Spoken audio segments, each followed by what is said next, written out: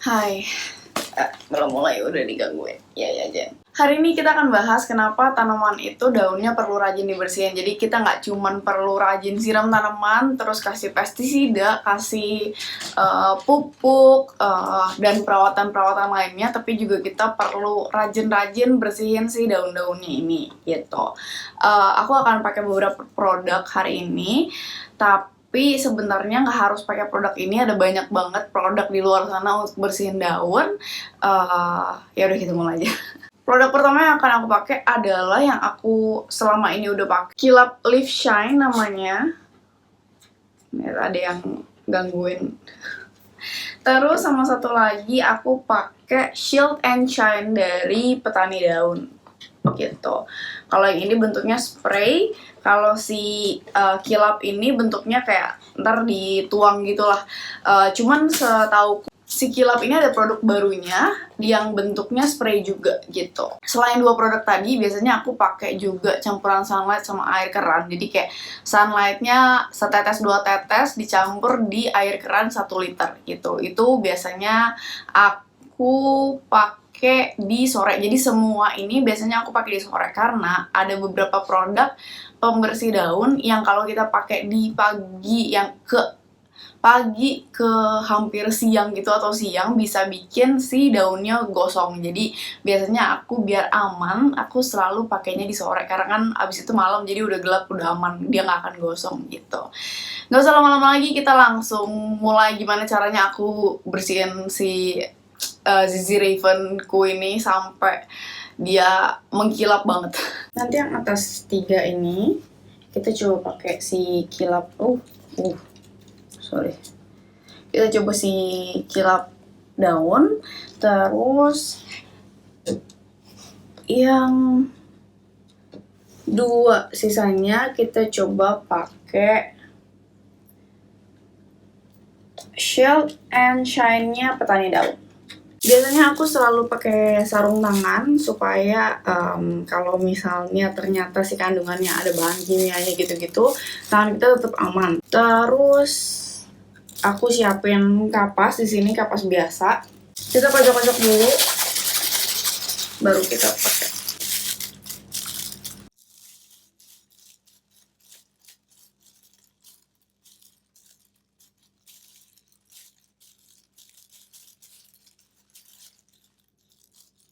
Langsung kelihatan beda banget kan. Kalau gitu kita pakai 2 aja untuk yang si kilap, terus 2 ini kita pakai dari Petani Daun biar kita bisa lihat ya before-nya kayak gimana.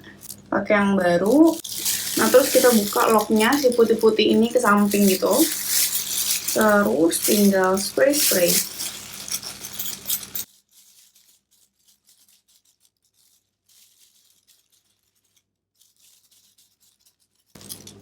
Tada! Biasanya aku bawah daunnya juga dilap-lap karena kan suka ada hama-hama tuh biasanya ngumpetnya di bawah daun kan. That's why aku tuh selalu lap-lap bawahnya gitu. Ini tadi aku lupa, ini pakai yang kilap karena yang 2 atas kan.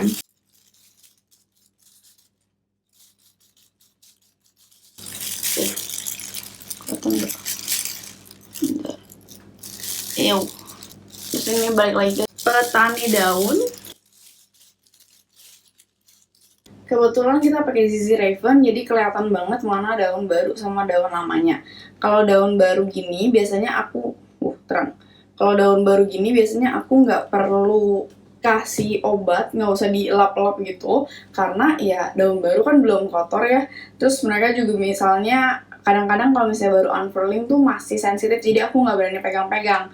That's why biasanya yang aku elap-elap itu cuman daun yang udah lama aja. Which is kalau di Raven kan kelihatan banget warnanya udah hitam, udah gelap, belum masih hijau gini, gitu. Kalau ada suara-suara aneh, sorry karena Semi dari tadi berusaha diusir, nggak bisa, dia lagi gigit-gigit mainannya di sini. Terus si ini ya seperti biasa ya, nggak pernah biarkan kita berdua aja, selalu pengen ikutan, jadi kita ya udahlah ya. Suaraku agak bindeng, mudah-mudahan nggak annoying. Aku lagi flu jadi. Nah, biasanya aku tuh pakai produk-produk kayak gini atau pakai sunlight itu cuman sebulan sekali atau pas tanaman baru nyampe. Kayak ini tuh belum lama, baru semingguan gitu di aku, jadi masih kotor banget dari tempat sebelumnya karena ditaruhnya di outdoor segala macam gitu kan. Ya seperti mungkin nursery kebanyakan yang tanamannya banyak banget dan gak mungkin mereka lapin daunnya satu-satu, jadi bisa dimengerti kenapa daunnya bisa sampai kotor banget gitu. That's why akhirnya setiap kali aku baru terima tanaman biasanya aku akan elap-elap dulu si daun-daunnya gitu. Kenapa aku cuma sebulan sekali nextnya? Karena aku tuh tipe orang yang gak harus daun-daun di tanamanku tuh sempurna, perfect, mulus, gak ada kotor, bekas-bekas putih-putih sama sekali gitu loh. Yang penting mereka bersih dari hama aja gitu. Karena fungsinya bersihin daun itu yang pertama untuk membuang debu-debu di atas daun. Karena kalau misalnya kita biarin terus, debu-debu kan numpuk terus kan. Nah, proses fotosintesisnya dia jadi nggak optimal karena dia nggak bisa nangkap cahaya matahari sebagus biasanya karena ketutupan debu kan gitu. Jadi that's why kita perlu rajin-rajin bersihin. Yang kedua sebenarnya untuk bersihin hama-hama gitu sih. Makanya tadi aku bilang aku selalu bersihin di bawah daun juga, karena di bawah daun itu biasanya sarangnya hama-hama kalau ada di daun. Selain sebulan sekali biasanya aku pakai obat-obatan kayak gitu, biasanya aku cuman pakai air putih aja terus sama kayak kapas gitu, atau pakai lap biasa, aku lap doang, atau aku biasanya pakai makeup brush terus aku kayak bersih-bersihin doang debu-debunya dari atas daunnya gitu. Jadi yang penting kan intinya cuman biar dia bisa berfotosintesis dengan maksimal kan, biar debu-debunya nggak numpuk. Kalau untuk pencegahan hama, aku rasa sebulan sekali cukup sih. Atau kalau kalian misalnya rajin seminggu sekali semprot pestisida, itu ya kalian bisa mungkin lebih lama sih karena berarti lebih aman kan. Nah terus biasanya aku nggak pakai kapas yang sama untuk tanaman yang berbeda. Kenapa? Karena aku nggak mau, misalnya nih, di sini ada hama, aku nggak pengen dia jadi nularin ke tanaman lain karena aku pakai kapas yang sama gitu. Jadi biasanya aku misalnya pakai kapas ini untuk si ZZ Raven, pas tanaman selanjutnya aku akan ganti kapas baru gitu. That's why sebenarnya memang lebih ramah lingkungan kalau nggak pakai kapas, karena kalau kapas kan sekali buang. Akan lebih aman misalnya pakai kain gitu-gitu. Nah kalau kalian pakai kain, mungkin kalian bisa pakai, misalnya kain kan gede tuh, jadi bisa ada beberapa sisi kan, nggak harus gonta-ganti kain kalau kalian nggak mau ribet. Tapi kalau kalian mau ribet dan punya banyak kain dan nggak masalah cucinya, ya satu kain satu tanaman juga nggak masalah sih gitu. Jadi selain pakai kapas bisa pakai kain juga, atau kadang-kadang kalau kepepet banget nggak ada kapas, aku bisa pakai tisu. Cuman kalau tisu tuh gampang hancur kan, jadi ya pakainya jadi banyak banget gitu. In case ada yang nanya reviewku dari dua produk tadi, si Kilap sama Shield and Shine-nya Petani Daun, to be honest aku belum bisa kasih review atau saran banyak-banyak, kalian mendingan pilih yang mana. Tapi karena aku kan baru coba yang Petani Daun tadi banget kan, selama ini aku cuma baru pakai neem oilnya mereka, which is yang ini sih aku suka banget. Oh ya, selain pakai produk-produk tadi, kalian bisa pakai neem oil juga kalau misalnya tanamannya ada bener-bener sakit, ada hama gitu, misalnya scale, terus kalau mealybug sebenarnya bisa kalian cuman itu doang sih, pakai kapas terus ya udah langsung dibuang aja gitu-gitu. Scale juga. Cuman kalau misalnya pengen lebih aman dan benar-benar tanamannya sakit, kalian bisa pakai cara yang tadi juga, semprot-semprot terus dielap-elap daunnya tapi pakai neem oil. Ini tuh fungsinya kalau pengobatan tapi ya. Jadi kalau misalnya yang tadi si Kilap sama Live and Shine, di bawah dia minta disayang-sayang dan terima ke tangannya sebelah occupied. Kalau pakai Kilap sama Live and Shine ini lebih ke untuk estetika dan pencegahan aja gitu. Nah cuman dari dua produk ini aku tadi pakai sih, kalau efektivitas sebenarnya dua-duanya efektif. Jadi kalau kalian lihat tadi banyak banget kan bekas-bekas putih-putih, residu-residu mineral dari siram-siram air sebelumnya gitu, dan semuanya dua-duanya tuh berhasil buat bersihin bekas-bekas itu.